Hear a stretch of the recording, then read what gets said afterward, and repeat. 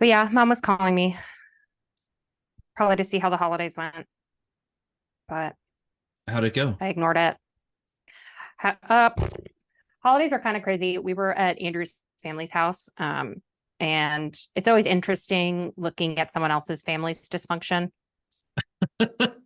Yeah, And there's I a certain bet. level of like, I'm better than you because my dysfunction's not that way, but Yeah, it's just because I'm nose blind to our own dysfunction. right. What do you think your family holiday dysfunction is? At my house, Yeah, someone comes in and they're like, yeah, we buy too much stuff. That's my opinion. Leah just in really, general. yeah, Leah really wants the kids to have a really great time, and which I appreciate, right? Um, but for me, it's too much stuff. She would disagree. I'm going to need you to pick a, you're going to need to pick a different one because that's the same as saying, what's your biggest weakness? And it's that you work too hard or you care too much. Why on earth? Why are you saying that? No, I think it's It is. I give my kids too much. I'm too kind to them. listen, I think we're materialistic. That's what I'm saying. Oh, okay. All right. What do you think our family's dysfunction is? Our home family. Our Just home pick one. family. There's a lot of options. Yeah. Um, I don't know. Like, what are you thinking? I would say, I don't know. I guess to me, I'm nose blind to it. I think everything we do is normal. I'm Exactly. trying to think of what people would find odd about it. There's nothing that they would find odd about it because everything is perfect. Well, I guess that might be true. Let me think about this though. There's got to be at least one thing that we can say. Oh, I'm sure there is. I think, no, I can't think of anything. I'll have to ask Andrew. He can always give me inspiration on the dysfunction of our family. Because there's been like a lot of things. I'm like, so one of like the dysfunctions that I got from our home family that had to be retrained out of me was just like leaving things, like a Okay. trail of things. Oh my gosh. And I know you have this as well. And I believe so does Chrissy. We all have it. And for the longest time, Andrew was just like, I don't know why Candice does this. She just like doesn't pick up after herself. It's the craziest thing. You just see like a trail of everywhere I've been.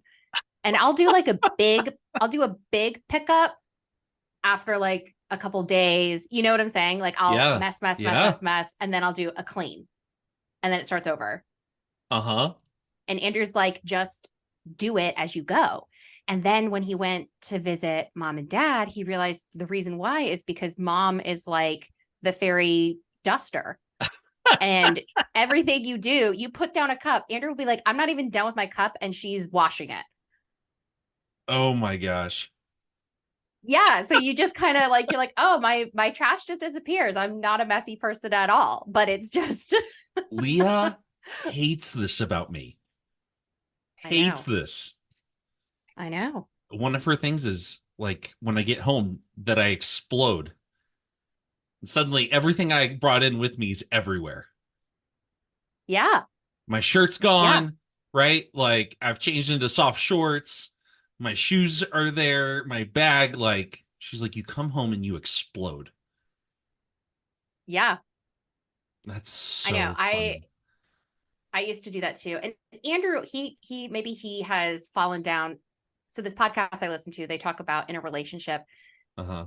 a lot of times one person will be what they call a disgusting, which is like which is like the sloppy person or the person who like leaves stuff or the person who's not wiping up behind them. And I'm definitely a disgusting. And I think I have pulled Andrew down into the slop with me a little bit Okay. because he started leaving stuff around and then it started annoying me, which you know it has to be bad if I'm a disgusting Jeez. and it's bothering me. So what I started doing, because he would always throw his shirts when he got off work in like the same spot. So then I would put laundry baskets anywhere the shirts would fall so that when he threw it off,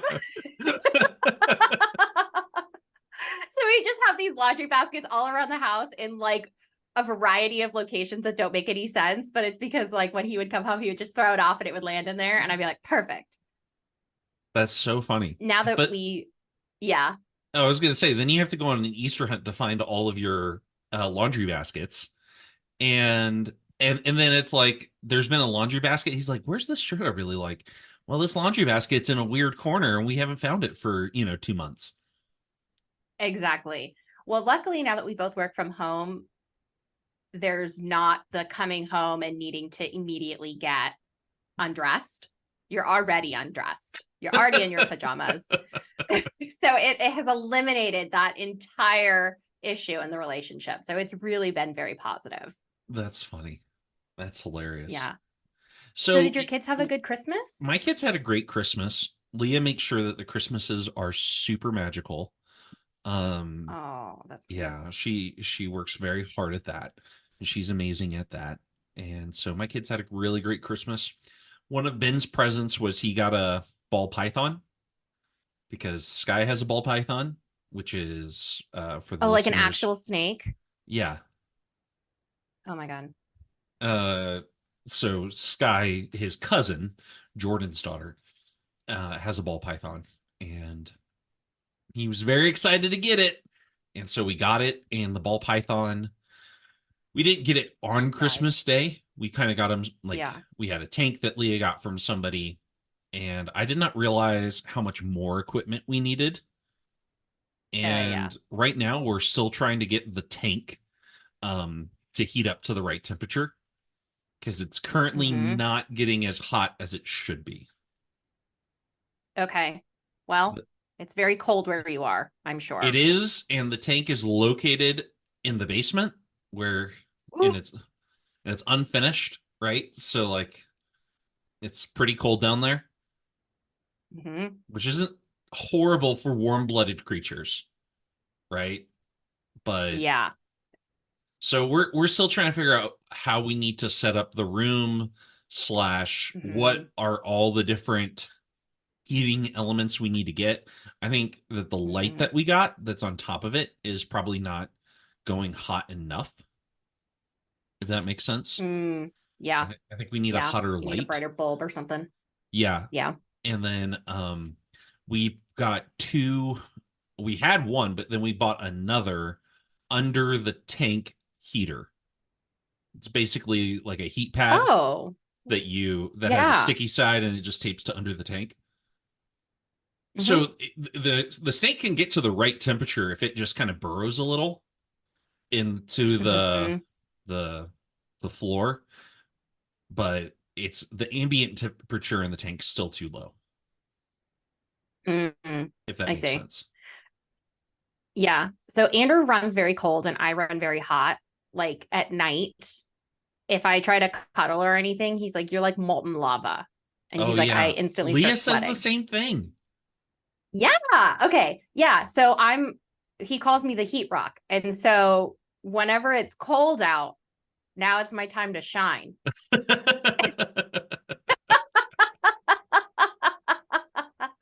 And no matter how big our bed is, somehow he falls into like my gravitational pull and he's like on top of me, sucking up all my heat. But during the summer, can't be bothered. He's like, get away from me. So he's like a little snake and I'm like his little heat rock. And then the other thing I was thinking about is that when Andrew and I first got together, he had a pet tarantula Okay. because one of his roommates had gotten a ball python and he hates snakes, but that roommate hated spiders. So Andrew said, if your snake gets out, I'm releasing the spider. That's his kill switch. So we had just started dating and he's like, do you want to hold my tarantula? And the answer was certainly not. But I was like in the phase of trying to impress. And I was like, sure, I would love to. So I held it and I was like, okay, time to put it back. And then we did. And well, I mean, luckily for me, Schmipple was the tarantula. She didn't live long because Andrew and his roommates, they didn't heat or cool their house because it was too expensive. and got really cold and she died. Oh my gosh. I was gonna say what happened to the tarantula, but now I know. Now you What know what she happened to the gone. python? I'm That assuming it was roommate fine. eventually moved out. He was very irresponsible. I'm sure that python is dead. They live a long time. So, well, if you take care of them. Even if you don't take care of them, I mean, they can still die. Like Andrew got his tarantula killed, but you can they can live, I guess, like 30, 40 years in captivity and like 10 to Yeah. 15 years outside of it. Yeah. Absolutely. Okay, so we really should actually start the content of the podcast. But last night we went to Denver Zoo to Hmm. they put a bunch of Christmas lights up. I was like, we drove 90 minutes to look at electricity. And there was electricity where we left. Now there happens to Oh, be different kinds of electricity, right? It's being formatted in a different way at Denver Zoo, right? But we're still driving to look at electricity. And anyways, so I'm at the zoo and I run into we don't regularly go to the Denver Zoo because it's far away. But when we lived in yeah. St. Louis, we went to the zoo all the time. One, because it was free, and two, um, Okay. because it was nearby. When we lived in Omaha, we went to the zoo all the time because we had a year pass that someone had gifted us. And the Omaha Zoo is one of the best zoos in the entire world. It is when people talk about Omaha, they're like, "Have you been to the Omaha Zoo?" It is Omaha's Disneyland. It I is didn't the know one people talked thing. about Omaha. Listen, you probably aren't around people. East Coast elite in Atlanta, but Nebraska is a flyover state. In Omaha, it Yeah. has two things going for it. One, it has the College World Series. So if you're into college baseball, Okay. there you go. And Yep. two, the Omaha Mm. Zoo. Mm. And I think, Okay, so now you've gone to the Colorado Zoo and you have been, it sounds like, to the creme de la creme of the zoos. oh yeah, there's no zoo that compares to the. I haven't been to another zoo that compares to the Omaha Zoo. It is truly incredibly good and also much better than every other zoo I've been to. So, anyways, we're at the Denver Zoo, and I haven't thought about zoos in like 5 years because I haven't been to a zoo Yeah, in 5 years. Um, right. but I'm there and I'm thinking, you always think this, or at least I always think this, is this really right? Like what we're doing to these Yeah, animals? I think And about then I that was every there time. and I was just like, I just felt terrible for all I of the know. creatures because it's like, they have to show off during the day, but now they're getting pimped out Hmm. at night. And like, I is that know. even fair? Is that even fair? No, No, it's not. no. And I just felt bad for all of them. And I was like, if I cared enough, I would start an organization or join an organization to destroy all zoos, or at least all zoos that I aren't as know. good as the Omaha Zoo. That can be the zoo that Yeah, exists, right? Like you have to be at that level. yeah. And Well, then so a lot of, oh, go for it. Sorry. I was just the last thing is like I was like, and what we're doing with this ball python is like a crappy zoo. I guess maybe it's better It's because kind of the worst. yeah, it probably has a tank as big as what it would have in a zoo, right? Oh, that's true. Right? Like the zoo doesn't give you these huge giant aquariums for snakes or terrariums. That's true. Um, and it doesn't have, 100,000 people looking at it. Right. So maybe I'm sure that's that better, reduces its anxiety. Yeah. right?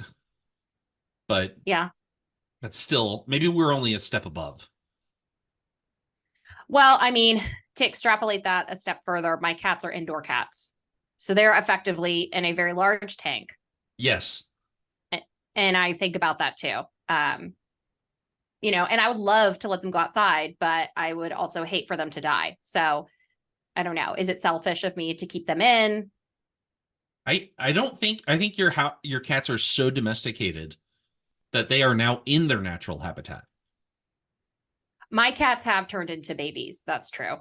Right? Like King, he's on the verge of needing to be burped after his dinner. Like, like in the mornings, he calls for me to pick him up so that I can hold him so he can look out the window at a higher vantage point. Yeah. Oh my God. Like he's like, I'm not going to the kitty litter box anymore. That's too much effort. I now wear diapers. He's like, you carry me. You carry me. You wipe. Well, okay. So, all right. We keep saying we're going to get into this, but we don't. I used to have the litter box in my office for a short time. And every morning after I fed the cats breakfast, which was in my office, I would turn on my computer and I'd start working. And King would walk into his litter box and he would drop a huge poop in it. Oh my gosh. And he wouldn't cover it. And then he would walk out of it and he'd look at me and wait for me to scoop it. And I was like, oh my God, the power dynamic, the mind games. And it was every morning. And finally, Andrew was like, let's just get this out of your office. This is crazy. And so then we did. So, but King he rules this house with an iron fist and the threat of a pee outside of the box. So Andrew and I are on our best behavior. Oh, I know Jinx hates it when we come over. So we were just talking about Christmas, and in the Chronicles of Narnia, Christmas finally comes to the land that is always winter and never Christmas. Yes, great segue. But I do want to do just a quick touch on Bookalytics. Not a lot's been happening because we have not been publishing a whole lot, nor have we been doing it on a very good schedule. Holidays are crazy, but we do have a new listener in Phoenix, Arizona. So I wanted to say hi. Welcome. Sweet. And last time, Sam, we did not do the intro to Bookalicious. So we need to do I that remember now. that. Yeah. You did a good job adding it to the front end. Yeah, I did have to add it in post, but we're going to do it for real now. So welcome to Bookalicious, a podcast where one sister, occasionally the other, and sometimes her brother talk about books. I'm Candice. I'm Sam. And today we are going to get into part 2 of The Lion, the Witch, and the Wardrobe. And we are picking up on chapter 6. I like my Kindle for reading. I do not like it for podcasting. No. It's very hard, like navigating stuff. You should be using the desktop app or the online app. Oh, they have that? Yes. Wow. Okay. All right. So we're in chapter 6, Into the Forest. So we left off last week with the Pevensie children going into the wardrobe, and between 5 to 6, they go from the wardrobe into Narnia. Yes. So 6, we pick up the Pevensie children. They hear Mrs. McCready leave the room. So they try to exit the wardrobe, but turns out they're in Narnia. Yep. Edmund accidentally reveals he's been in Narnia before and displays that he is not the cleverest boy there ever was, which the White Witch had pumped him up to be in the previous chapter. They also take some very expensive fur coats and then have a conversation about whether or not it's stealing. Yes, they do logic their way into saying that they've never left the wardrobe, so it is perfectly fine that they are taking these fur coats. Using some children logic, which, you know what, fine. So Edmund reveals he's been in Narnia before. The kids are like, God, Edmund, you suck. And he's like, whatever. Then Lucy corrals them and says, let's go check on Mr. Tumnus for the 3rd time and see if all of her visits prior had gotten him killed. And as anyone could have guessed, his home had been ransacked and Mr. Tumnus had been captured by the White Witch, with a note saying, captured by the White Witch. Head of the secret police. By the secret police. Yep. Mm-hmm. And so the 3 kids, besides Edmund, Lucy, Peter, and Susan, they're like, we need to go get Mr. Tumnus. But Edmund can only think about Turkish delights, and he's irritated that they're wasting time going to look for Mr. Tumnus and not turning in his siblings over to the White Witch. And so he's getting irritated. And Susan makes a reasonable suggestion of going home and saying, forget about Mr. Tumnus. We don't even know him. But instead, the siblings follow a bird that they believe is showing them the way. So they see a random bird in a forest, which seems like a normal thing to see, but they're convinced this bird is telling them something. And they also decide that because birds are birds, it must be a good bird and not an evil spy taken to the White Witch. So they follow the bird into the forest. Edmund makes a reasonable suggestion that following the bird will get them lost, and they can't guarantee that Mr. Tumnus is even on the right side. And Peter says that's a really good point, but immediately forgets about it and continues following the bird. And that is chapter 6. So this shows the trust that Lucy has amongst Peter and Susan and how much it's increased now that they're actually in Narnia and they realize, oh, she's not a liar and she's not crazy. She's been telling the truth. Right. And at the same time as Edmund's making really great logical points, he has no trust among his older siblings because he's a liar and also a bit of a dink. Right. He's not a great person. Yes. So this is the line that I kind of alluded to in that summary. But Edmund says about the bird, we're following a guide we know nothing about. How do we know which side that bird is on? Why shouldn't it be leading us into a trap? Peter, that's a nasty idea. Still, a robin, you know, they're good birds in all stories I've ever read. I'm sure a robin wouldn't be on the wrong side. So my question to you is C.S. Lewis suggesting that we should stereotype people based on what we think about them to determine if they're good or bad? Absolutely. And maybe not people, but definitely creatures. C.S. Lewis has very strong kind of like classical definitions of what is a good and a bad creature, right? So if it was a crow, that crow is going to be evil, right? And if it is maybe a robin or another kind of more noble bird, he's definitely playing both into. Now you could call them stereotypes, or you can call them, fantasy archetypal situations, right? He is not subverting the classic fantasy of what creatures are good and bad. Okay, so I think that's fine, but I'm wondering if, because this was written during World War II. Well, it was written after World War II. It was published after World War II. It was written in 1950. Right, but you're in like that same kind of mindset where there was like a lot of, I don't know if it's considered racism against Jewish people, or is that discrimination? So, well, I think people would call it racism. But prejudice. Yeah, there's a lot. Well, even there's definitely like a connection of the White Witch to fascism because they would have just fought the fascists in the Nazis. 5 years earlier, the war ends in what, 45, I think. And so the secret police, right, is a very fascist kind of. Also, if you're leaving a note that says secret police, how secret are you? They're just doing some propaganda. They're just letting you know, hey, we did this. You don't know where we are. You'll never see us, but we're around. That's right. So, which is crazy that there's a secret police. But yeah, so there's definitely like a connection of the White Witch to fascism and all that is evil.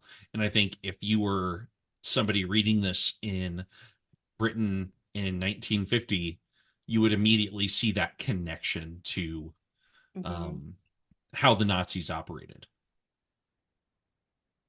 I guess I'm just surprised that C.S. Lewis would write about so much prejudice and like verifying the prejudice after that huge thing that happened in World War II. But it feels like the pretense that you would want to have at that time would be of acceptance and trying to, be kind to everyone and kind of be in that sort of light. No, well, I disagree, especially because you're anthropomorphizing the bird. It's a bird, Hmm. right?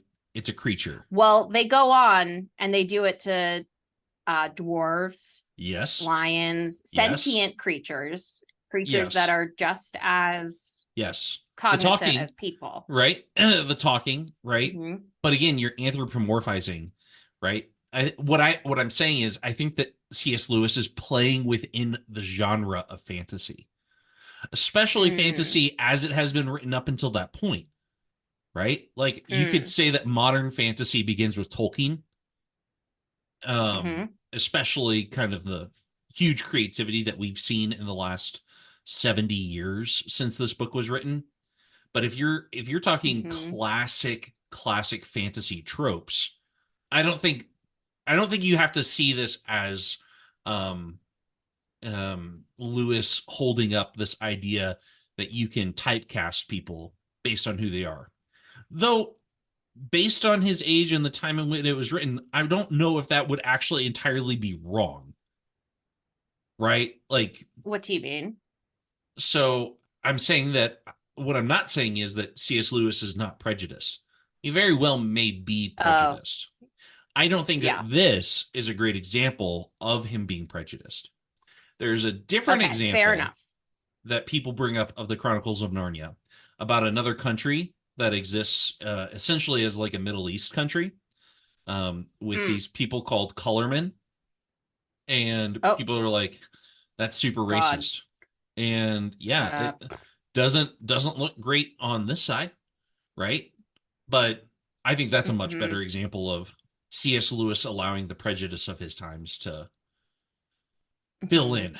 I don't think this particular, especially with all the creatures, because there's Yeah. almost like this not platonic ideal, but there's this natural sorting of good and evil creatures. And evil Hmm. creatures, hags, witches, werewolves, minotaurs, they side with the witch. Then you have Hmm. mostly evil giants, but sometimes you have a good giant, right? The good, Yeah. gentle giant. Um, and then sometimes you have a good creature that's going towards the bad side, but they can be redeemed. Hmm. But he definitely And follows a natural inclination, right? right. And it kind of seems like there is a delineation between the humans versus the creatures, where even though the creatures who, for all intents and purposes, are the same as a human in the sense that Sure. they're sentient, they have thought, and all the ways that matter. But Yeah. it seems like the humans are considered better. Yes. But this, I think, goes back to Lewis's theology, right? So Hmm. here's a different, if we take a sidestep from this, what Hmm. makes a human human, right? And then how do you Right. differentiate that from anything else?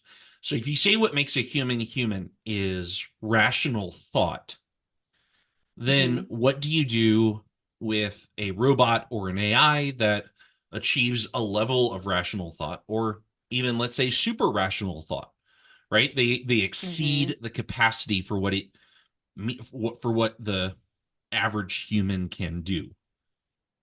And then Hmm. if you have a human that doesn't have the ability of having rational thought, is it no longer human? So Hmm. if you have some kind of debilitating illness, You're in a coma. injury, right? Or you have some kind of Yeah. chronic condition, genetic Brain mutation, dead. right? Like Yeah. you don't get to count. And going back to now that we've talked about Nazis, right? Like the whole point is Right. y'all are subhuman. You're not as Right. human as the rest of us. Um, and we Right. can classify you as subhuman.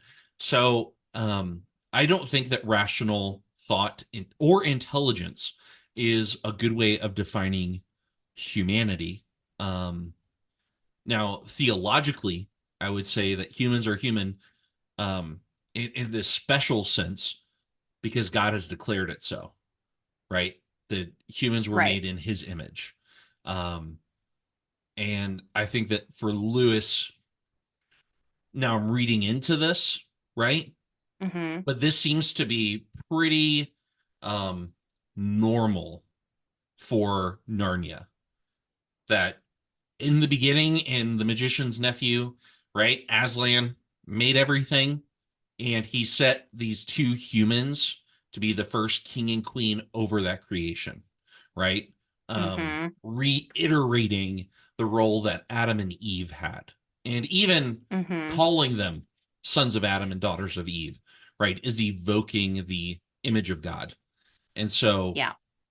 now I don't know if Lewis would actually say it like this, but my answer to, right, I've already kind of said it, but what makes humans human is that God declares them to be, Mm-hmm. and that um, God would take the form of a human. This is a huge Mm. point for Lewis, is that God has redeemed humanity by taking the form of humanity, Mm. right? And so I think probably, I don't know if we necessarily need to read all of that into kind of this, but I do think it's playing in the background of the role Yeah. of the animals and the humans, and that the humans are a step above the animals. Um, Mm-hmm. Not because they're better in any particular way. You could say that the beavers are more capable in some ways, or that the lions are stronger, right? Or, Mm-hmm. the Pegasus can fly. Um, Mm-hmm. but that not because they're better, but because they are declared to be. Mm. Anyways, there you go. And yeah, and it's interesting that you bring that up, and without us getting too far off topic, Chrissy wrote her like thesis paper at Baylor, and it was effectively talking about how the idea that humans are better than animals and other things on Earth, like they're the most important, Hmm. can have unintended consequences of, you know, ravaging a forest, killing a Yes, species, because totally. doing things you're like, we need to keep people alive. So we're gonna, just destroy everything else. Yes. And how if you believe that and it kind of goes unchecked, it can have some really damaging consequences very Yes. quickly.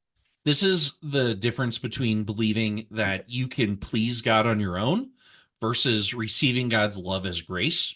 So that if you Mm-hmm. say, I have done nothing in myself that deserves God's grace, and yet he gives it to me, not because of what I've done, but because of what he says, right? Mm-hmm. Versus I need to live my life in such a way that keeps God's favor. I need to do these kinds of different things in my life. I need to sacrifice these sorts of things and keep him appeased, right? I need to keep feeding God good deeds or whatever. This is, I Mm-hmm. think, very analogous, where if you say, we as humans aren't better because of some capability of ours, whether it's Mm-hmm. rational thought or introspection or language that we appreciate as opposed to other animals, right? Or whatever it is, right?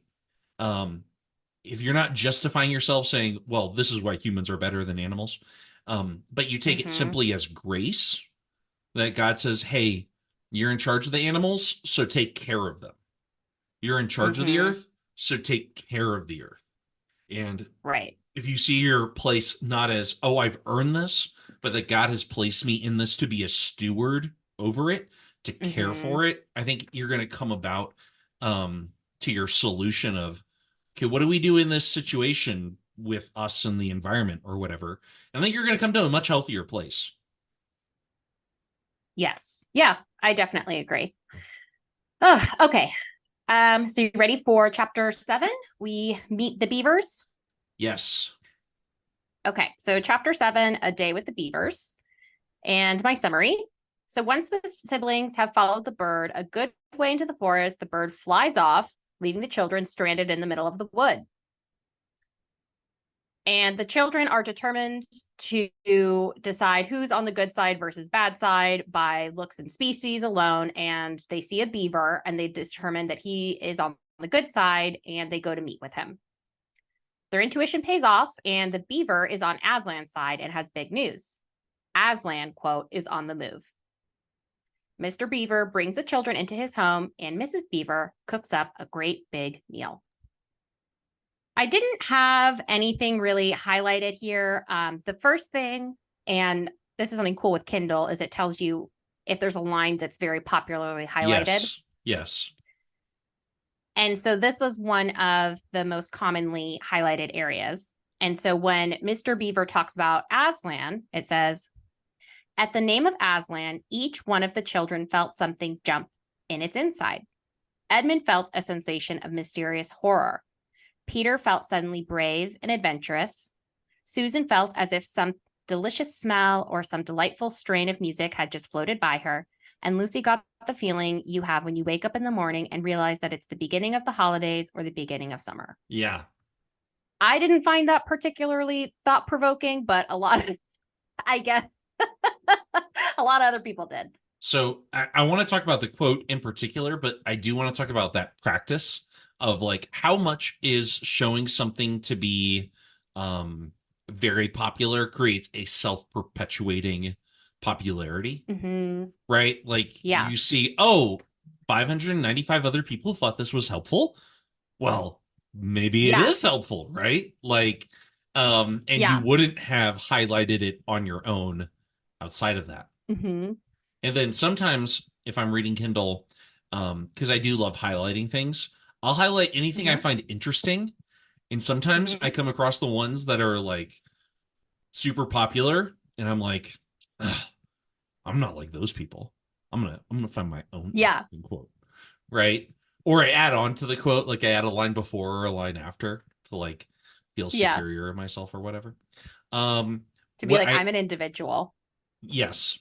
So I think a lot of people who are reading Chronicles of Narnia are reading it for its allegorical value to Christianity, and that this is a really kind of beautiful way of describing what it would be like for someone to hear the name of Jesus and have different reactions to that name, right? So if you substitute Jesus for Aslan, I think you're going to get why it's so very popular. And I can see it being quoted in articles or sermons or other books as like a narrative way of describing the effect that the name of Jesus can have on people. Yeah, and I can definitely see that perspective in it. I think this also highlights, in addition to the prejudice that I'm calling prejudice against animals and creatures, I think there's also a gender stereotyping that Lewis really kind of puts, okay, Peter, you're the oldest, so you're going to be brave and strong and you're going to fight. And Susan, you're a girl, so you're going to think about pies and baking. And Lucy, you're going to think about the holidays. And that kind of theme is going to carry out through the rest of the novella. Yes. I mean, as we were talking about the kind of archetypes or stereotypes that he has for the animals, he has the exact same thing for humanity, right? I don't think it's an accident that he chose a witch, right? You know, I don't think it's an accident that Aslan is a lion, right? Like as opposed to a rodent. So I think this is all baked into it. Yeah. It feels like, and we had talked about this in the last episode, of kind of using logic to organize your thoughts and how things should go. And I think we had talked about that in relation to, is Lucy a liar or is she truth-telling? And not kind of having that gray. And it feels like to me, reading this book, that C.S. Lewis very much wants to organize the world in such a way that he can just have quick heuristics and know, this is how I'm supposed to think. Totally. You're this, you go here, you go there. Everything's very organized and you fit in your box and you don't step out of it. And like, that's the way that it should be. It's very Greek. Okay. So anything there? Are you ready for chapter 8? Chapter 8, I have a lot of notes. I would just say that just kind of as another thing, I think part of what Lewis is doing is that he's playing within a certain kind of genre, and in Mm-hmm. that genre, he is not subverting it. And I think so much of Mm, what we consider high art today is the subversion of genre, right? mm-hmm. And that we call it maybe childish or uh, um, not high art when you just play within a genre as it is. Does that make sense? Mm-hmm. And Yeah. so So you're saying don't judge the past based on today's standards. I think there's some of that there, yes. But I also think that recognizing what is Lewis actually trying to do versus judge him based on what he's trying to do, not on what he doesn't do. So Mm-hmm. That makes sense. yeah, which I think is probably a good standard to take to all art because if if I say, well, a movie didn't do this, well, I'm going to create Mm-hmm. impossible standards for all movies and never be happy with any of them because Right. they didn't do the movie I would have done in their situation. You know, Right. I can only judge them based on what they did do. Well, I'm going to judge him based on what he did do in chapter 8, which is really Okay. crazy. Okay, let's do it. Let's do it. I was reading this. It's like, I get that it's a kid's book, but you're just like, oh my God. Maybe this, okay. So maybe I'm going to backpedal and be like, maybe the beavers aren't as smart as the people because what Mr. Beaver does in chapter 8 is so insane that I almost cannot move past it. Well, and I think it's also worthwhile making the point. I thought about this when Mr. Beaver caught the trout. I was like, are there no talking trout? But there is a delineation in Narnia between the talking animals and the non-talking Right. animals, right? Yes. Yes. And there is like a level of you can use a horse or you can ride a horse that isn't talking, and that's normal. But to ride a Right. horse that does talk requires permission on the basis of the horse kind of deal, Right. right? And friendship. Anyway, so it's just I don't think we really meet any non-talking animals in this book, but that does come up later in the series. No.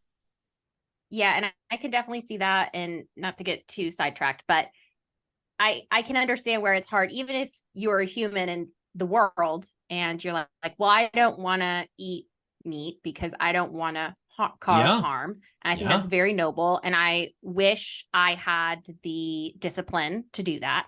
I really do, because it does cause me a lot of internal conflict because I'm sure. like, I really like pigs and cows, and they're very smart and they're Yeah, intelligent and all of these yeah, things, but then you make a little burger with some bacon on it. I'm like, wow, it's delicious. So it's yeah. very hard.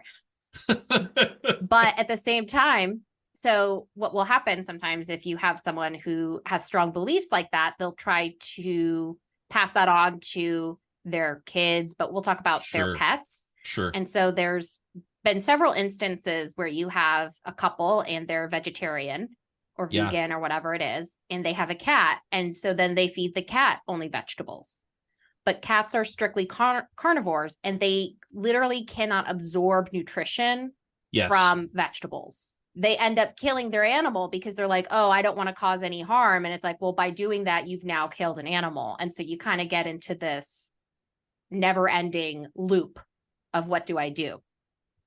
So we bought Ben's ball python a couple days ago, and we had to Mm-hmm. get food for it. And ball pythons Mm-hmm. um, are strictly carnivores, and they pretty much live on a whole food diet, which means they eat the whole Mm-hmm. food of the creature, right? Which is primarily like mice. So we Yes. got these frozen mice that are like the size of your thumb, and you feed the python once a week, and it swallows the entire mouse in one go, and then it slowly digests it over that next week, right? And especially for like the Mm-hmm. first 2 days after it eats, you really don't want to mess with it, otherwise it could vomit it. You got to really let it, because it gets all of its nutrition from breaking down the entire mouse, right? Mm-hmm. But that's just what the Mm-hmm. creature is. And I think to your point, Right. is that we want to reimagine creatures as being different than what they are, but it's just what they Mhm. are, right? Which is Right. why, we don't charge lions with murder because we recognize Mhm. this is just a lion and this is just who it is intrinsically, which then gets back to your point of the intrinsic good and evil that Lewis is imbuing into the animals. And he is saying this is just one more characteristic of who this animal is. Mm. Without getting too sidetracked, I would Yes. say that we do charge a lion for murder because if they kill someone, we kill the lion. Oh, no, I'm We not talking about say it that. was the person's fault, but the lion must die also. So No, sorry. no, we charge him. We execute him if he kills a human. We don't execute him if he kills a deer or an antelope, Oh, right? Or a zebra. yes, correct. We say, Mm-hmm. too bad, so sad. Do you ever like watch those animal documentaries and you see an animal Oh that's my just God. like gonna die and they're talking about it? You think, why don't you help the animal? I Like why know. like that little puppy is gonna die unless he gets some food. Why don't you give I him some know. food? Because they're like, we're documentarians. We're Yeah, just exactly. documenting. We're just documenting this animal starved to death. So I was at my girlfriend's house for it was like Christmas a couple years back, and they had Animal Planet on, and it was like these walruses, these very large sea animals.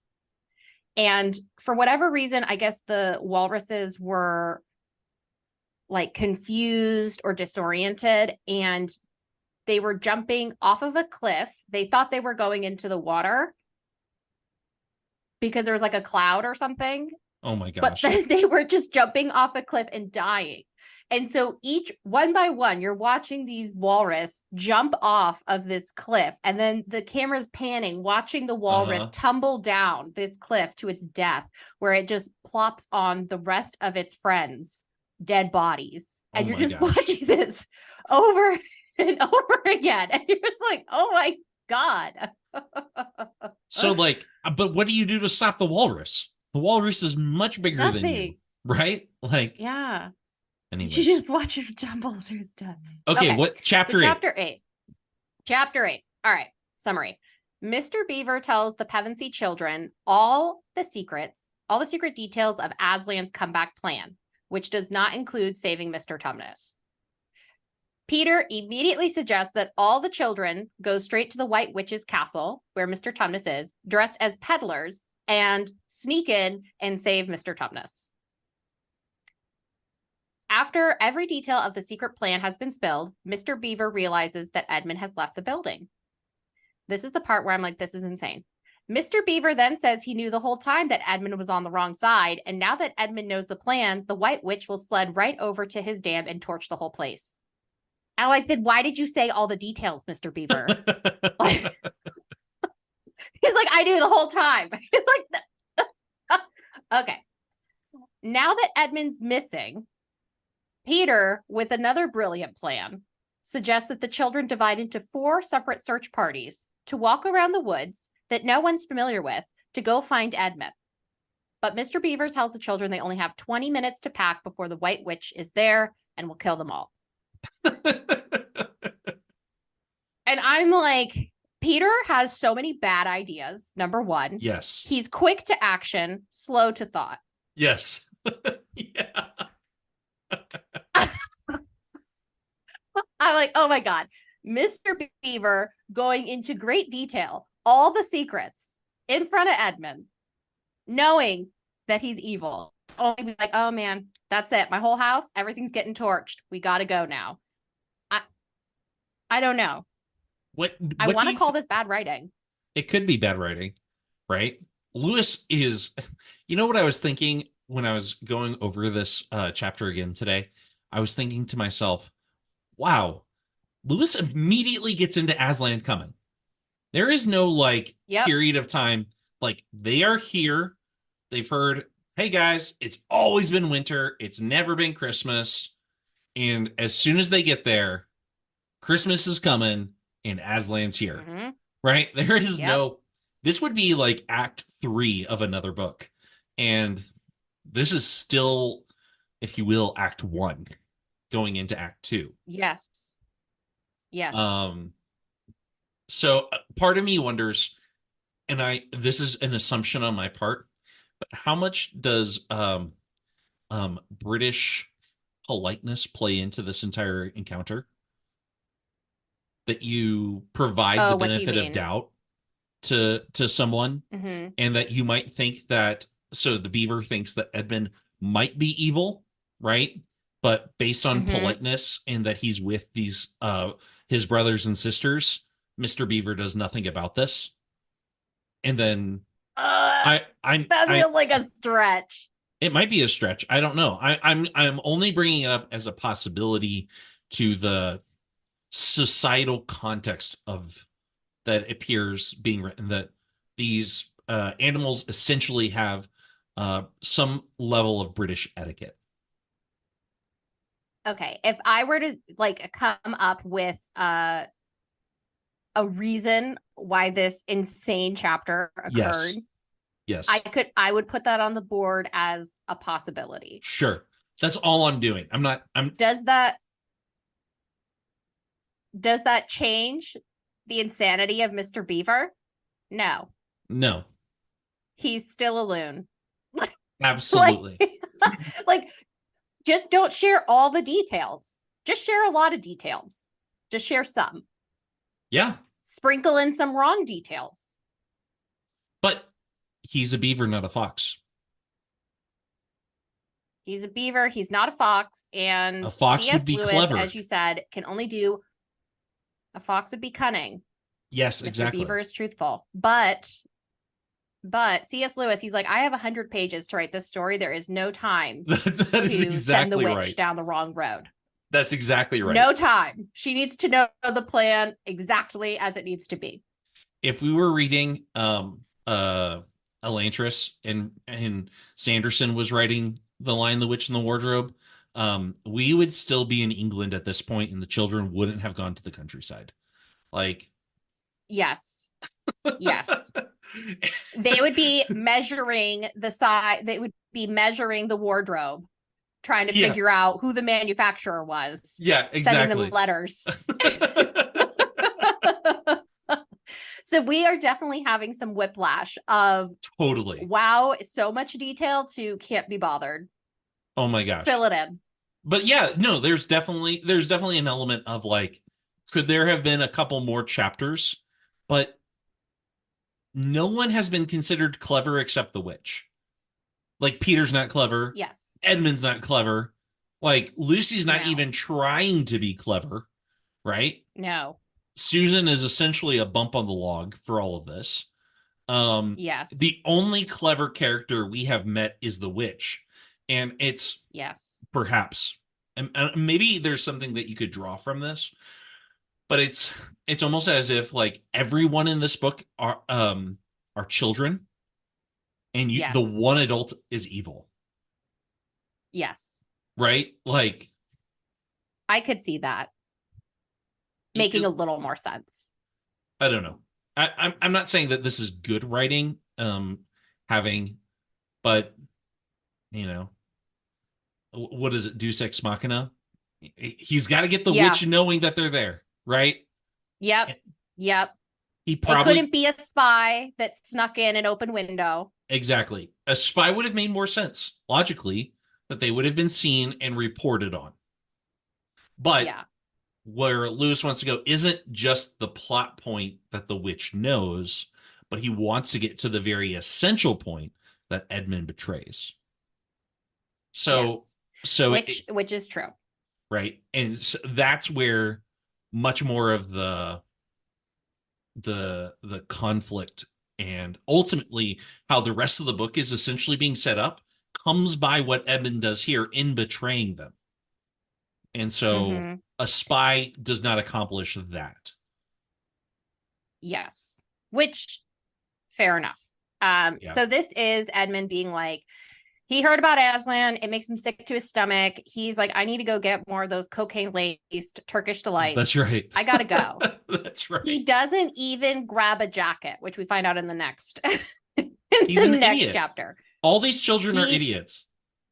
Not they have smart. grown up. This is the definition of living in an urban setting and then suddenly you're out in the wilderness and you're like, oh, Hmm. there's not a carriage to take me from point A to point B. He talks about how there are Hmm. no roads and how he's going to Yeah. put in cinemas and all these different things. He's going to Oh my urbanize God. Narnia. That felt very relatable to me. I was like, that's what I would be saying too. I'd be like, first thing we're doing when I move in here, we're going to blow down this forest. We don't need it. We'll put all the animals in a zoo. They'll be so much happier. There is this element, and I think this is true of Aslan, but I think you can take it into Narnia, right? In that Hmm. Aslan is not domesticated. He is not tame. No. He is not um safe, right? And there's something about Narnia that is not domesticated, tame, or safe, but it is good, right? And that is a point that explicitly comes out here about Aslan. I think you could probably apply it to the wider geographic region of Narnia. So I know that this is supposed to be talking about, Jesus, and it's an allegory for that, but it feels so confusing because one of the lines I highlighted to your point is talking about Aslan. Of course he isn't safe, but he's good. He's the king, I tell you. I'm longing to see him, said Peter, even if I do feel frightened when it comes to the point. And it just, that to me, I just can't make sense of it in a way where you're like, oh, this person, they're really good, but they're not safe. Because to Yeah, me, someone who's good is someone I feel safe with. sure. But so like this goes back to like being a king. Like if you went before someone who had the power to kill you, right? Then they're by definition not safe. And I think it's safe in the sense of like I have the upper hand in this situation. Mm-hmm. Like I am the one who gets to dictate the terms of this encounter, and Mm-hmm. you don't have that, right? It He's a just, lion. yeah, but right. But if someone has that power dynamic where it's like at any point they can kill you, Yeah. do you have a true, honest relationship with them? No, it's always going to be at some level superficial because you're afraid that if you don't do what they like, then you're going to be punished. Possibly, but maybe not. I mean, like I think that might be true human to human, right? Mm-hmm. Like if you are a slave of a master, Mm-hmm. what true relationship can a slave have with its master and that kind of power dynamic? Um, Right. but I think if you had a different situation in which you have two beings of unlikeness, so this is, Mm-hmm. I'm again not saying this is a direct allegory of God, but one aspect in Christian teaching is that we are to fear God. And Mm-hmm. this is both a recognition of what God can do, right? Mm-hmm. And that he is significant on an uncomparable level of power as compared to the rest of us, right? But then also a recognition that, oh, if God says that he wants me to do certain things, well, I should take that really seriously, right?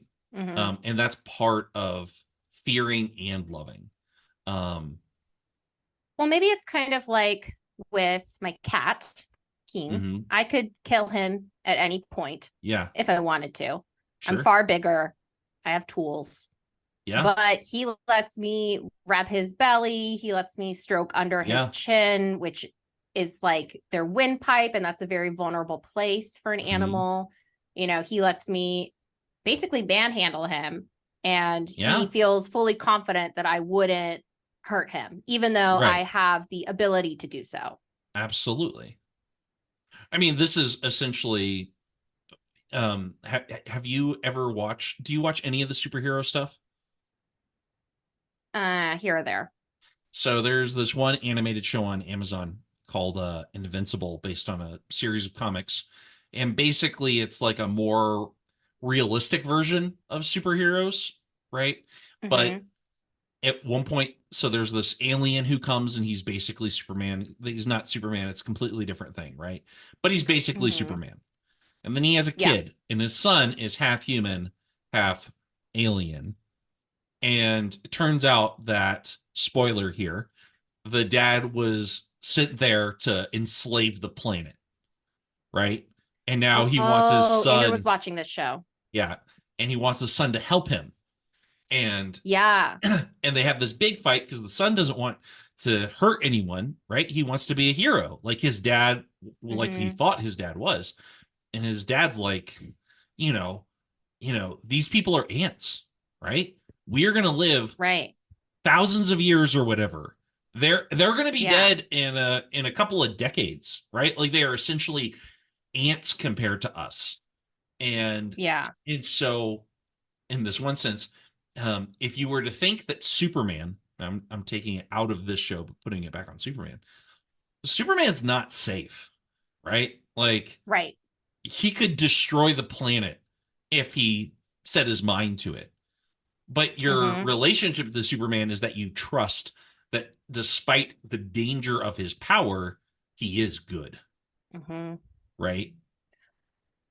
Yeah. And now that we're talking about it, I guess it does make more sense in that way. How C.S. Lewis presented it, it felt very like jarring. Sure. It didn't Yeah. seem like he really elaborated. He could have added, he isn't safe, but he's good. He wouldn't hurt you. I don't know, something. I feel like there could have Yeah. been an extra line in there for clarification or to make it more clear what he was saying. Sure. But I mean, that's the whole book, right? The whole book is him taking Yeah. out lines that could be there Hmm. and just Yeah. immediately going to the next point. To the next. Yeah. Hmm. But I think Yep. we can't divorce the fact that Aslan is a lion and lions aren't Right. safe, right? Hmm. They're not a kitty cat. Hmm. Yes. And that's true. King, my king, he is a kitty cat Yeah. and he's very safe. His biggest danger, as I mentioned before, is peeing outside the box, which is a great danger to all my furniture Yes. and Yes. my home. Okay. So we find out that the beaver in his plan, he says, hey, you guys are going to meet him tomorrow at this thing called the stone table. And they're like, what? That's crazy. And then we find out a little bit more about the queen. And you find out that she's no daughter of Eve. This is what it Yes. says. She, the queen, comes of your father Adam's first wife. They call her Lilith. And she was one of the jinn. That's what she comes from on one side. And on the other side, she comes of the giants. No, there isn't a drop of real human blood in the witch, which is odd to me because it sounds like her dad was Adam Yeah. and her mom was Lilith. So is Yeah. Adam not a human? Was he a giant? So I was looking this up the other day. So I don't quite remember it. I think this was the first time around the time when we first recorded this podcast on Mm-hmm. Narnia a couple weeks ago. But from what I Mm-hmm. understand, Lilith is a Jewish, I don't want to say myth, right? But kind of like a extra canonical story along with Adam. That Adam did have a wife before Eve, and that this wife, her name is Lilith, and she was not Mm. good, right? But Eve was good. I'm sure I'm misrepresenting the history of that understanding, but Mm-hmm. Lewis seems to be borrowing that here, both by referencing Lilith and talking about it, but then making her a progeny of Lilith. Um, and then it Well, and I also, guess, oh, so it sorry. seems that Lilith wasn't human, right? She was a jinn, and that Adam's first wife was not another human, that Eve would have been the first human. Right. And I think I was conflating that Lilith was just married to Adam, not Yeah. his kid. And I just looked up the quick Wikipedia on Lilith, and what you said, based on my 2-second glance, is about the same. Yeah. I always thought of Lilith as a demon from the show Sabrina, Oh, because the Sabrina the Teenage Witch. They like revamped it and kind of made it like a dark mini series on Netflix or something. And they talk a lot about Lilith and a lot of the witches and stuff, celebrate her. And I've always taken it, I thought it was always like a pagan demon, like a pairing to Lucifer. Yeah. So I had never looked this up. But it probably originates in that Jewish myth, right? Mm-hmm. And then it's been, redone for whatever purpose. Mm-hmm. But I don't know if Lewis actually retcons this, right? Because this is the first book. 5 books later in the 6th book, The Magician's Nephew, we find that the White Witch is essentially Jadis, who's a queen from a completely different world. Mm. And I don't know if you say that what it means to be human is to be a son of Adam or a daughter of Eve, if that is the definition, right? Then it would seem that Jadis is not that, because she's from a completely different planet. Yeah. And on that planet, she basically ignited an atom bomb that killed everybody. It was basically a magic atom bomb that killed everyone. God. Because if she couldn't have that world to herself, no one was going to have that world. Oh, and then that's when she took over Narnia. No, that's when the magic atom bomb froze everybody. But part of the spell was that if somebody came and like rang a bell or something like that, she would be unfrozen. That's how I remember it. I don't remember if that's exactly how it went, but more or less. That sounds about right. Yeah. Yeah, I would say that sounds about right. We get more stereotyping by the beavers, and they're talking about dwarves. Yep. And they're saying dwarves are bad. And then Mrs. Beaver says, "I've known good dwarves," said Mrs. Beaver. Mr. Beaver. "So have I, now you come to speak of it," said her husband, "but precious few, and they were the ones least like men." So I'm guessing the most like, I don't know, animals or something. Maybe the most like a dwarf. So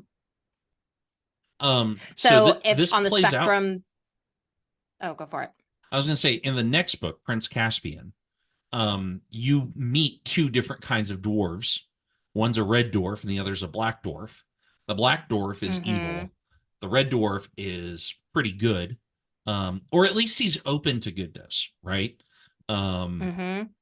I forget. So there's Nickabrick, I think, was the bad one, and the good one, I forget his name, but yeah. Well, so now that I'm looking at this, the next sentence maybe adds a little more context. It says, "In general, take my advice." So this is Lewis's heuristic on determining who's good or bad. Yes. "When you meet anything that's going to be human and isn't yet, or used to be human once and isn't now, or ought to be human and isn't, you keep your eyes on it and feel for your hatchet." So it sounds like anything that is anything that would be considered a quote perversion of what a human is. Yes. So I guess that would include a centaur. Well, that would include a mermaid. No, centaurs are pretty much good in Lewis's telling, but that might be because they're trying to be centaurs, not trying to be humans. And so I think part of this, now I'm reading into it, right? But humans in Narnia are the ruling class of creature. God set, Aslan set Frank and whatever his wife's name as the first king and queen of Narnia. There have been no kings or queens for a very long time because of the witch, and we don't really know what happened between Frank and his wife, and when did the witch come in, and how long has she been there. But they're waiting for 4 children, essentially, to be the new kings and queens of Narnia, right? Yeah. And that is the way it goes. And then you have Prince Caspian, who is also not from Narnia. He's actually from another world. And he he becomes like the King David, if you will, and his Mm-hmm. line is the line that stretches out as kings for the rest of the series because it's one of Mm, his descendants who is king at the last battle. mm, But so humans are always there's almost never any humans in Narnia as it should be. The mm-hmm. time when there's a lot of humans, um it's Caspian's people, and they have basically domesticated Narnia and made Mm, it much worse. But by the time you get further into the series, so book 6 and especially, or I'm sorry, book 5 and book 7, mm-hmm. I'm doing this chronologically, not Mm-hmm. or I'm doing this as they were published. It Yeah. was no, it would be book 4. So the Silver Chair, it's Narnia Mm, is pretty wild, but you don't spend much time in Narnia. But then in book 7, The Last Battle, Narnia is pretty wild at that point. It doesn't seem to be that mm-hmm. there are really any settlements of people who are Narnian Mm-hmm. other Mm, than the king. mm. So it's like a couple of humans and a whole bunch of animals. That's classic Narnia. So if Yeah. we take this idea that humans in Narnia are creatures that rule over as set up by Aslan in this hierarchy, to have a creature that Mm-hmm. seeks to um, rule, to make others subservient to it, um, this is the kind of creature you need to watch out for. They're Mm-hmm. coming out of their defined place in the hierarchy and trying to subsume some level of control or an authority over others. Probably Mm-hmm. best depicted in the last battle by the ape, um, Mm-hmm. who basically becomes a really fat human and has everybody serve him to Yeah. the literal detriment of all other creatures. Well, that is going to tie in later to a question that I have, which we don't need to answer now, but I do wonder how the humans get populated in Narnia when the only humans there right now are four siblings. But we'll get to that. They don't have any kids. Really? Yeah, they're no children. Oh. They Oh. never, from what I can tell, they never get married. Oh. There's, if you read Oh. A Horse and His Boy. Well, then how do, well, so I don't want to get too sidetracked because we have Yeah. been spending time. And I do want to get to chapter 9, but we Okay. can talk about that when we get there in probably our next episode. If Okay. that's okay. Sure. All right. Okay. Chapter 9. So now we're going to pan over to Edmund, and he has just left the beaver's house without his jacket in a blizzard to get some Turkish delights. Yes. Edmund is intent on selling out his siblings and becoming king. He is confident the witch will be happy enough that he has Aslan's plan and brought the siblings into Narnia. Edmund sees a stone statue of a lion, and he decides to graffiti on its face to feel better about how much he hates Aslan. Mm-hmm. And then when Edmund presents his findings to the witch is not close to pleased by these results and lops him in the bottom of her sled as she goes to torch Mr. Beaver's home. Yes. Yes. I was thinking about the lion the stone lion that Edmund sees at the very beginning, and he's super Yes. afraid, and then he draws the mustache and the spectacles on it, right? And Mm-hmm. he's I don't know if he well, I guess he does realize that if the witch can turn creatures to stone, that she's turned Aslan into stone, and that this is once a live creature. And his response Mm-hmm. to seeing dozens, hundreds of creatures turned to stone, right, Mm-hmm. is like graffiti, um, Yeah. which is kind of like an insane reaction to mass tragedy. Yes. I mean, like, Edmund on his way to the witch is like a girl with a loser boyfriend. He sees every red flag and he just blows through it. oh yeah. And you're like, girly girl, what are you doing? But she And said, he sees, I'll be king. yeah, He said that we'll get married one day.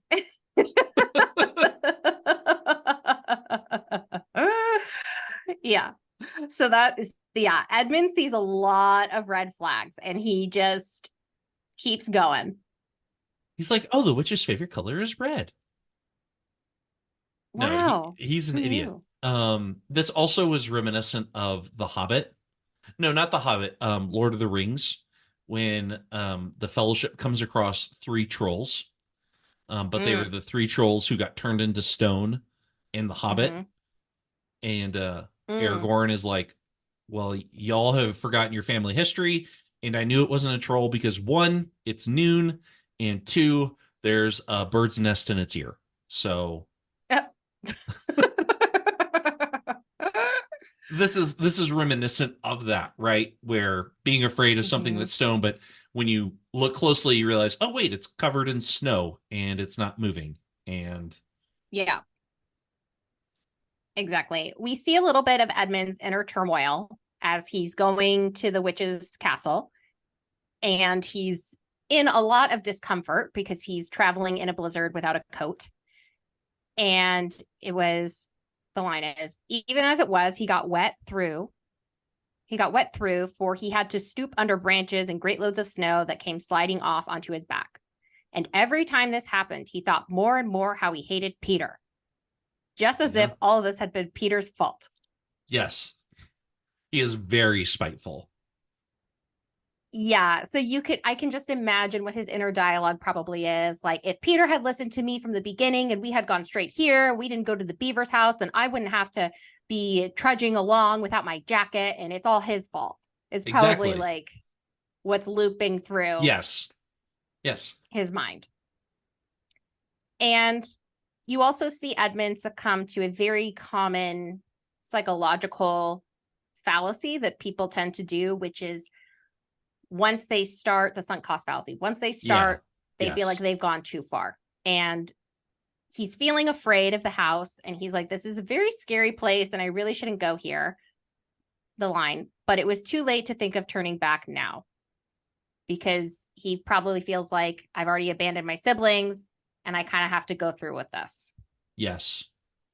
In the movie version, it's really humorous when the dwarf comes in and he throws Edmund into an ice uh dungeon kind of thing, and he gives him Mm-hmm. like this really stale bread, and he says, "Here are your num nums," and making fun of him. And oh, you want your cocaine Turkish delight, you know? Um, here's reality. Yes. I think the Disney adaptation is actually pretty good. It's a little too long. Um, I think the fight scene is way too violent for the book as it's presented in Mm-hmm. the book, right? The battle is Mm-hmm. not really depicted. It's like 3 pages, Mm-hmm. but whatever. It was a fun movie. It really was a good movie, and it was much better than, I don't know if it was BBC who did the other one. There was Yes. some like Yes, the BBC. English one. Yeah. Yes. And the girl they picked for Lucy, like, I'm sure she's a perfectly fine looking person, but they had her looking like a toad that whole Yes. time. Yes. And the faces she made, I mean, still ingrained in my mind. I should probably watch it again. But we leave off with that chapter, and Edmund gives the witch the news, and she has a cruel smile on her face where she's like, is that it? Is that all your news? When he says, I've got the siblings here. He's like, Aslan's on the move and he's coming. And then she immediately goes from like, I'm going to play with my food of being little Edmund. And she was probably going to turn him Hmm. into stone or something silly. Hmm. And she's immediately goes into panic mode. And she's like, get the sleigh without the bells. We need to go in incognito to go torch Hmm. Mr. Beaver's Hmm. house. Yeah. Oh, well, she's deeply frightened, as well she should be. Um, Yes. because this is, I mean, so Aslan is not, there is not a comparable power between the witch and Aslan, and she knows that. No. Yeah. Exactly. Yeah. So she knows she's in for a bad time. So she's trying to really make sure that this doesn't come to pass, and she gets rid of the children. To me, I feel like the right move would have been to just kill Edmund right then and there, because then they won't have 4. They'll only have 3. Yes, absolutely. That would have been the smart move by the witch. That seems like that would have been the play, but she wants to hang on to Edmund to use him as a bargaining chip somehow to either get the rest of the children or get Aslan. Yeah, 1000%. Okay. Chapter 10, I didn't write out a full summary for this, so we're just going to wing it. But this is called The Spell Begins to Break. So now that Aslan has returned to Narnia, winter is starting to end, and we're starting to see like the snow melt, and now the rivers are getting started, and it's like at a very accelerated rate. Like you could imagine that it was 0 degrees outside, and now it's 100 degrees outside, and everything is starting to melt very, very quickly. Which, if this were to truly happen, I think would cause incredible flooding. But we're going to ignore that. It's getting evaporated as quickly as it's melting. Yeah. And so we jump back to Susan, Peter, and Lucy and the Beavers, and they're starting to pack. And Mrs. Beaver is pulling a Hermione Granger, packing all of the things that are important, while the children don't want to pack anything. She's like, we need food, we need water. She goes a little bit off the rails when she says, I suppose the sewing machine's too heavy to bring. Yes. Which is crazy. And the children are getting like irritated with Mrs. Beaver because they're like, we need to get out of here. And she's spending time packing. And then they hear bells. They hear bells going. And then everyone's like, oh my gosh, I'm scared. And then Mr. Beaver says, here's a place where we can hide out, because they think it's the witch. And so then he hands them a dark little flask out of which everyone drank something. And it made one cough and sputter a little and stung the throat, but it also made you feel deliciously warm after you swallowed it. And everyone went straight to sleep, which, if this were a different book or a different movie, this is when the children would be murdered.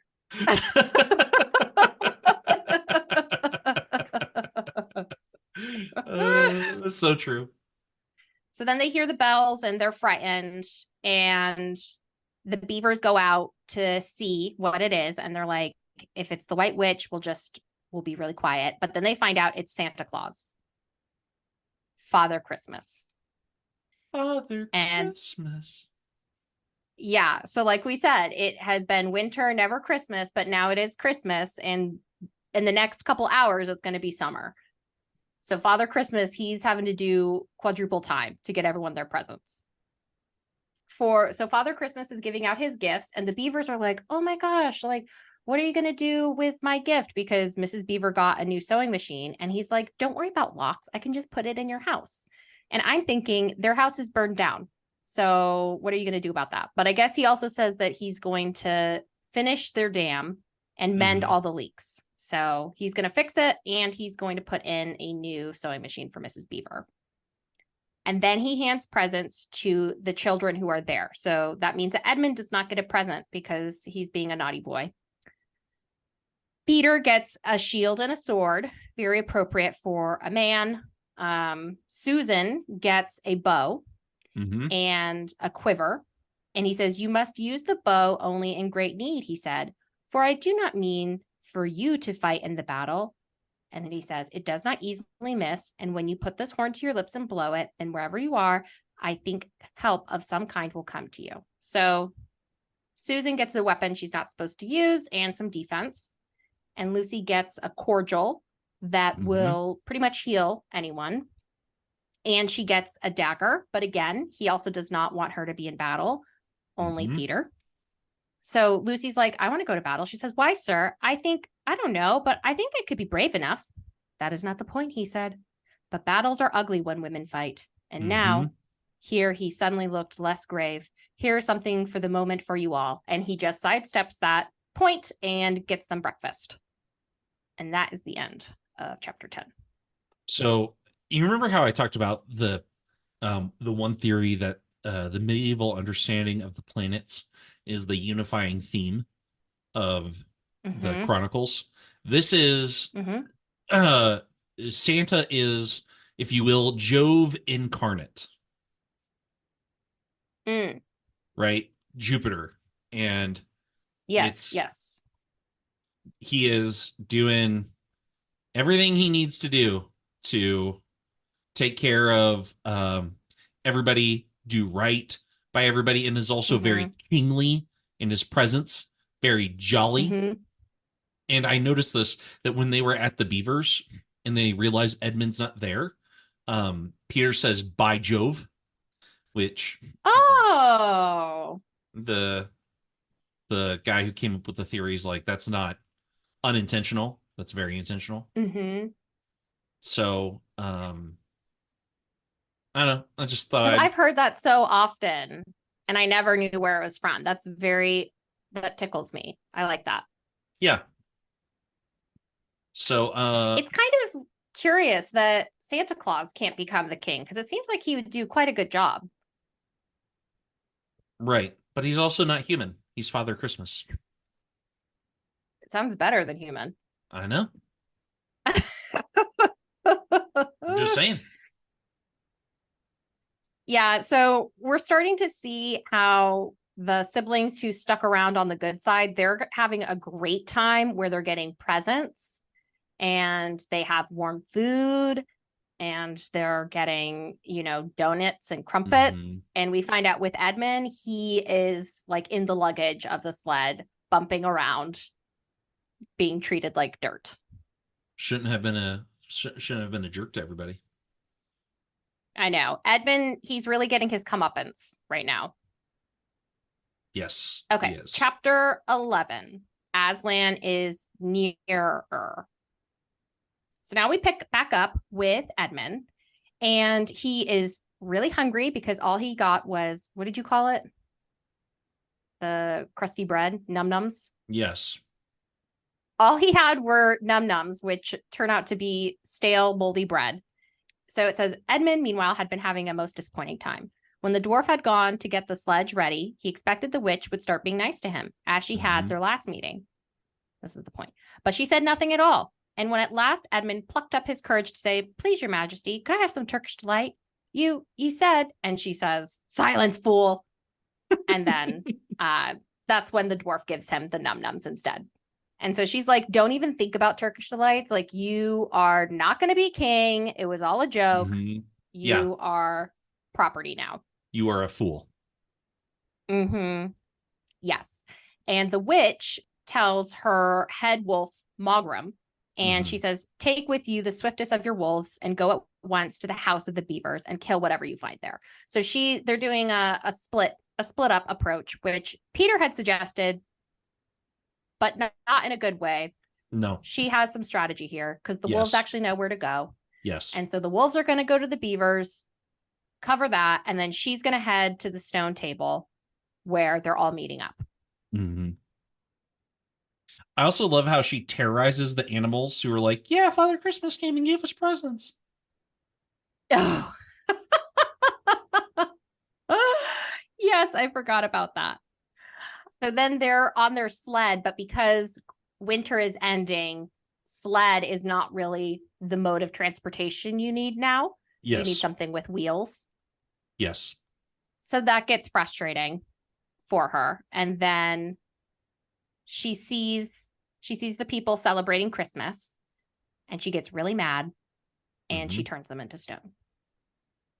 She's crazy and evil, but that's who she is. Mm-hmm. And Edmund, he's starting to realize he's in a bad spot and he tries to stick up for the animals that got turned to stone. And she slaps him. She gives him a stunning blow on the face. And she said, "Let that teach you to ask for favor for spies and traitors." And Mm. Edmund, for the first time in this story, felt sorry for someone besides himself. And he felt really bad about those little animals. I think that this is the turning point for Edmund's redemption, right? Mm-hmm. He's finally not thinking about it himself. And so then once they start walking, she's like, you're going to have to tie up Edmund. So he gets tied up and he's realizing he's 100% a slave. Yes. And he's walking with his hands in front of him and the snow is melting and now it's all slush and he keeps tripping and falling. And then the dwarf starts whipping him, being like, don't do that. And he's just having a really bad time. And that's pretty much it. That's good. I think we did a really successful job getting this far. Do you have time for one more chapter? I don't. I do not, unfortunately. Okay. That's okay. We're going to have to call it here. All right. So this was great. Well, Sam, thank you for meeting up and talking on this pod. Thanks Did you for listen to the inviting last me. episode? Yeah. Yeah. That's where I noticed you inserted the intro. I'm current on Bookalicious, baby. Yeah. I'm current. Oh, that's good. That's good. You need to tell all your friends because I was just going to say, I don't think Chrissy's current. I don't even know if she cares anymore, but I do. You know what? I feel like I'm doing this podcast all on my own. I was telling Chrissy, I was like, Chrissy, can you pod today? She's like, no, I'm visiting family. I was like, can you not bring your microphone and your computer? And she's like, no. I'll be with family. I'm like, look at you with your boundaries and work-life balance. She's a Gen Z. Maybe she's just she's slowly moving away. You need to do a breakup book as your next book. Oh my God. No. My girlfriend, our number one fan, Anna, who has been promoting this podcast to many people, she was saying that we should just keep doing children's books. That way she doesn't have to read them and she can just listen. That's true. Books that she's already read. Oh, yeah. All right, well, I'll let you go. Dune's coming out next year. So if you want to do Dune as a book, that's a book that you read and you realize this dude definitely did acid and mushrooms. Yep.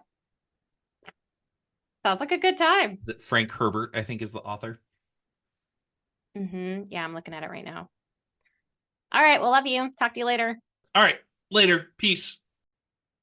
Thanks for listening to this episode of Bookalicious.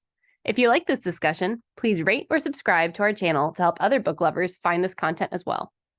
If you have any questions or suggestions for future books, we'd love to hear from you at bookalicious.pod@gmail.com. As always, thanks for joining our club.